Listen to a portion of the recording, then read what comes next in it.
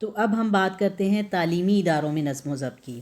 تعلیمی اداروں میں نظم و ضبط سے کیا مراد ہے کہ ان اداروں کے طے شدہ اصولوں اور قوانین پر پوری طرح سے عمل کیا جائے اور کوئی بھی ان کی خلاف ورزی کرتے ہوئے اپنی مرضی نہ کرے۔ اس طرح اپنی مرضی کو ادارے کے مقرر کردہ اصولوں اور قواعد و ضوابط کے تابع کر دینا ہی نظم و ضبط کہلاتا ہے۔ یعنی جو بھی رولز اینڈ ریگولیشن ہیں، ہماری پسند ہے نہیں ہے، ہماری مرضی ہے اس وقت وہ کچھ کرنے کی یا نہیں ہے، لیکن جو کچھ ہمیں ادارے کا ڈسپلن کرنے کو کہتا ہے، اصول کرنے کو کہتے ہیں، ہم وہ کریں، تو اس کا مطلب ہے کہ ہم اس ادارے کے نظم و ضبط کو فالو کر رہے ہیں۔ اس حوالے سے تمام لوگ ہی اصولوں کی پابندی کرتے ہیں اداروں میں، پرنسپل ہیں، اساتذہ ہیں، طلباء ہیں یا مختلف کاموں کے لیے جو ملازمین مقرر ہیں۔ سب سے اہم ذمہ داری اس میں ظاہر اساتذہ اور پرنسپل کی ہوتی ہے تعلیمی اداروں میں، کہ وہ پہلے خود ان اصول و ضوابط پر عمل درآمد کریں، اس کی مکمل پابندی کریں اور پھر طلباء سے بھی کروائیں۔ ادارے کے نظم و ضبط کی خلاف ورزی جہاں طلباء کے لیے جو ہے وہ قابل گرفت ہے، قابل سزا ہے، اتنی ہی یہ اساتذہ کے لیے بھی قابل گرفت ہے۔ یعنی ہر استاد کو واضح طور پر یہ معلوم ہے کہ تعلیمی ادارے کے اندر اس کے کیا فرائض ہیں، کون سے اوقات اس کی تدریس کے لیے مقرر ہے یا غیر تدریسی ذمہ داریاں بھی ہیں، تو وہ سب چیزیں واضح طور پر جانتا ہے۔ اور اگر وہ جانتے بوجھتے ہوئے کام نہیں کر رہا، اپنی کلاسز ٹائم پہ نہیں لے رہا، پراپر جو ہے وہ ذمہ داری انجام نہیں دے رہا، تو اس کا مطلب ہے کہ وہ نظم و ضبط کے قوانین کو فالو نہیں کر رہا۔ اسی طرح ہر طالب علم کو یہ پتہ ہے کہ اس نے کب، کہاں اور کس کے ساتھ کون سی سرگرمی میں حصہ لینا ہے، کن قوانین کی پابندی کرنی ہے، یعنی کس وقت کون سی کلاس ہو رہی ہے، کس وقت کون سی ہم نصابی سرگرمیاں ہو رہی ہیں۔ تو یہ چیزیں سب کچھ چونکہ طے ہوتی ہیں، شیڈیول طے ہوتا ہے، اس لیے طلباء کو بھی بخوبی پتہ ہوتا ہے۔ اور ان سب کا مقصد کیا ہوتا ہے؟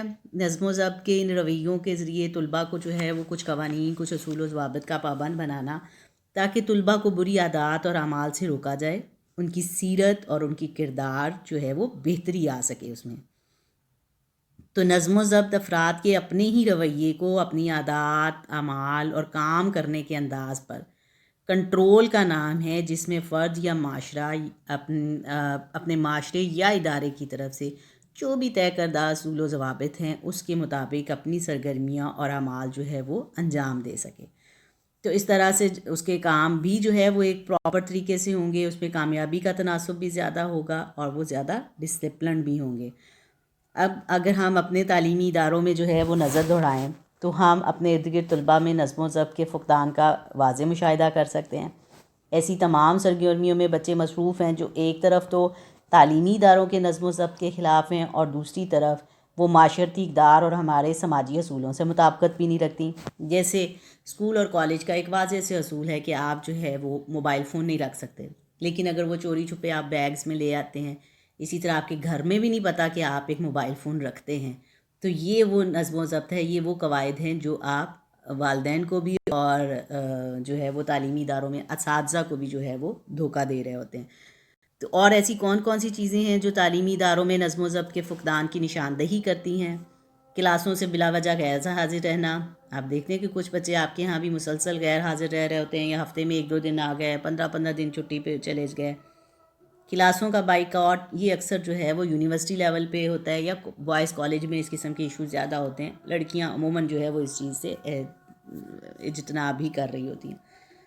اسی طرح طلباء کے احتجاجی جلوس ہیں، غیر قانونی اجلاس ہے، آپ کبھی نیوز سنتے ہیں، آپ دیکھتے ہیں کبھی یونیورسٹی اچانک فیسیں بڑھا دیتی ہے، یا کچھ اور ایسے انتظامی یا جو ہے وہ تدریسی مسائل کا اگر طلباء شکار ہوتے ہیں، یا بعض اوقات وہ شکار نہیں بھی ہوتے اور چیزوں کو ایشو بنا رہے ہوتے ہیں، تو اس صورت میں جب وہ یونیورسٹی کے طلباء احتجاج کر رہے ہوں، جلسے جلوس نکال رہے ہوں، تو یہ اس صورت میں جو ہے وہ سامنے آتا ہے۔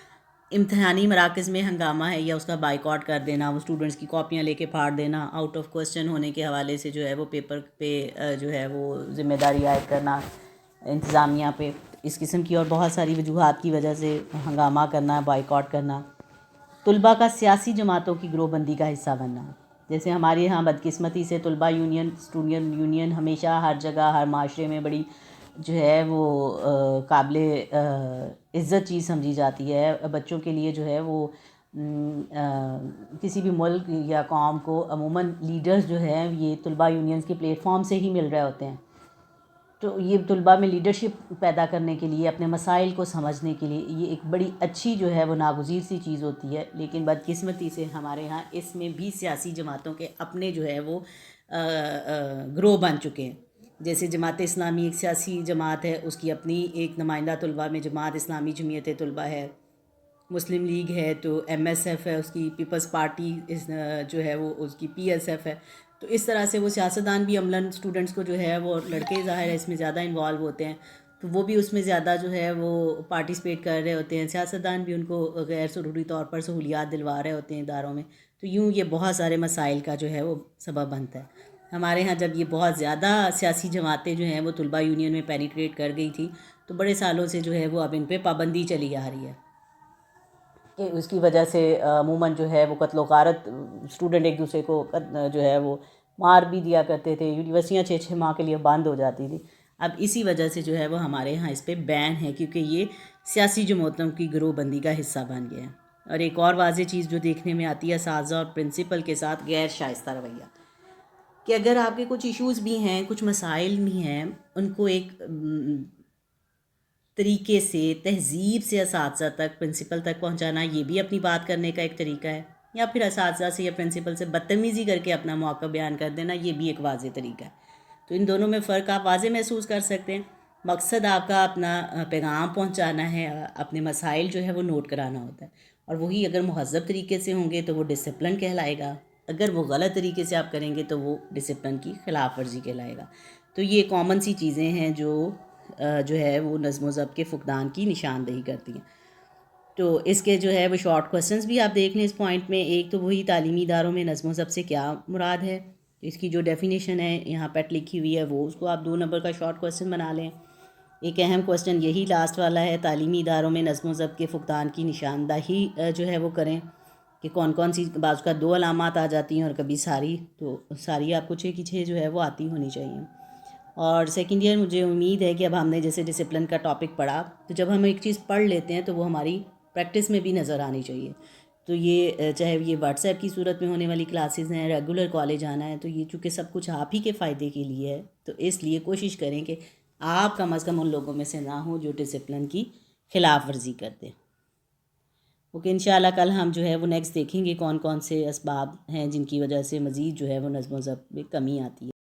تو انشاءاللہ آپ آج اس کو اچھے سے پڑھیں اور یاد کریں. کل انشاءاللہ ہم نیکسٹ ٹاپک ڈسکس کریں. اوکے، اللہ حافظ.